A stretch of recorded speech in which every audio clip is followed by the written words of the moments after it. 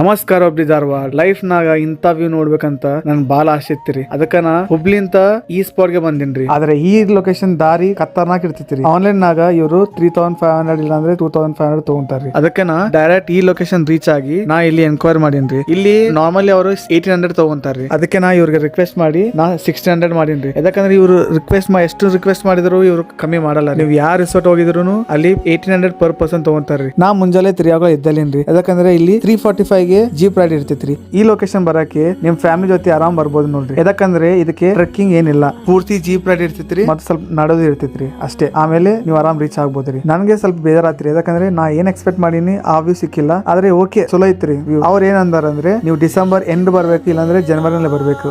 ಆ time view ಚಲೋ ಇರ್ತೈತಂತ. ಇದಕ್ಕೆ ಕುಲ್ಕುಮಲೈ ಪೀಕ್ ಅಂತಾರ್ರಿ.